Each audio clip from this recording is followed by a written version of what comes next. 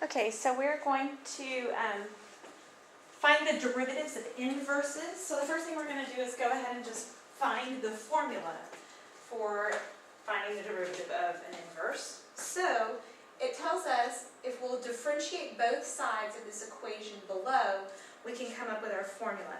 So let's go ahead and differentiate the right side first because that's the easy side. What is the derivative of x? That would just be 1. Okay, so now if we're going to differentiate this other side, we're going to have to use chain rule. So I'm going to go over here to the side and use chain rule. So I'm going to say y equals f of u, and u equals the inverse of x. So dy dx is going to be dy du times du dx. Well, the derivative of dy, or the derivative of y would be f prime of u times the derivative of the inverse. Now, because of all the things next to the f, it's going to be easier to put this in parentheses. That represents the derivative. And then all we have to do is go back and plug in what u was, which was this. So that's what's going to be on this left-hand side. I'm going to plug in and put it over here at the same time. So it's going to be f prime of the inverse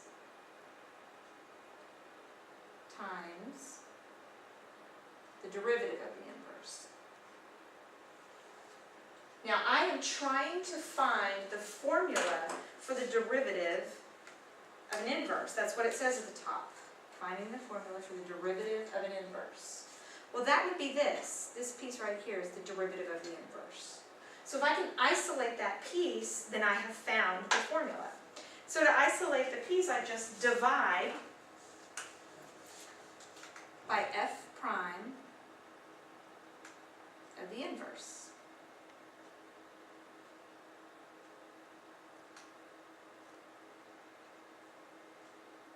Divide both sides by that. So you come up with your final formula. Write it and then it shows up well. Your final formula is going to be the derivative of the inverse equals 1 over f prime of the inverse. So that's your final formula for finding the derivative of an inverse. So let's do one. It says, suppose that f of x equals 3x plus 2, and the derivative of f at 2 equals 3. What is the value of the inverse at negative 4? Now we have to remember what an inverse is. That's why we did the review of inverses. Inverses are where the x and the y value are swapped places.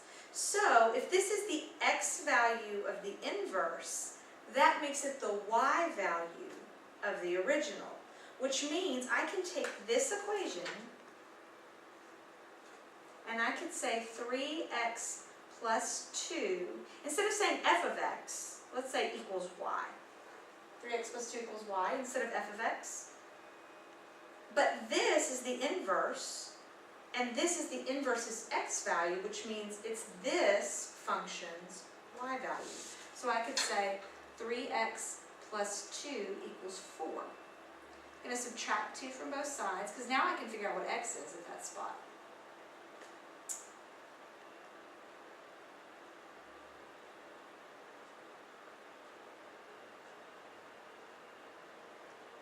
It's negative 4, sorry.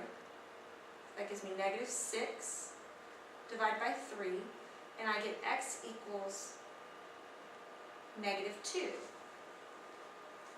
So I know on my original function, f of negative 2 equals negative 4, or on the inverse function, f of negative 4, equals negative 2. Okay, so now I'm going to go back to this formula that I came up with.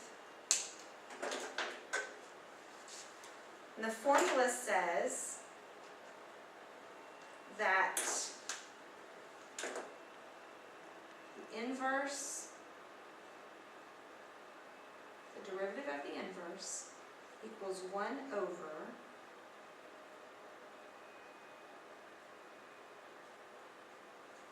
So now I'm just going to plug in the values that I know.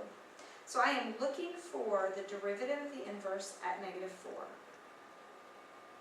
Because that's what the problem's asking for. So I'm going to plug in the values that I know.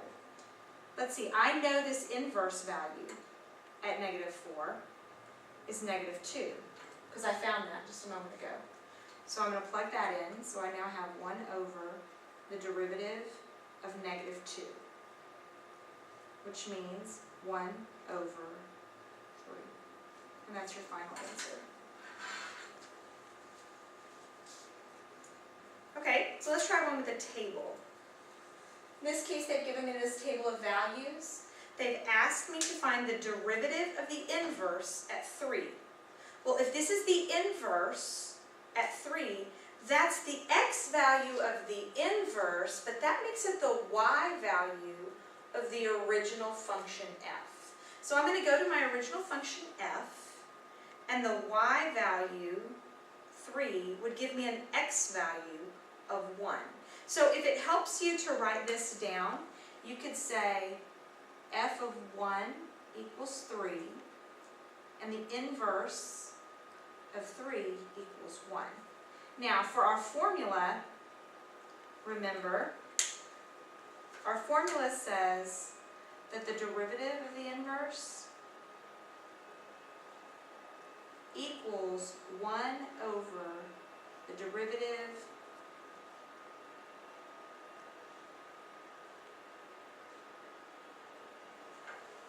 Alright, so I am looking for that at 3. Well, I already have the inverse of 3 is 1. So I'm really looking for the derivative at 1. And in this case, I just get to go to the table, look at 1, and find the derivative. And the derivative is 1 over 2. So it's 1/2. So we're going to do the same thing again. I think it does help to go ahead and write out the ordered pairs. So in this case, I have the inverse of -2, and I go to my table, and that is an x value, so of the inverse, which means it's a y value of the original. So on the original, g of 1 equals -2. And now that gives you the values that you can just plug in to your formula. So it's going to be 1 over f prime of the inverse of f at x. In this case, on this problem, we're actually g's, but so I'm going to go 1 over g prime of the inverse of g at -2. Well, I already know the inverse of g at -2 because I put it right here. So it's 1 over the derivative at 1, which I go to the table to get, and that is 1. So the answer is 1. Bradley Halford to the office. We need Bradley Halford to the office.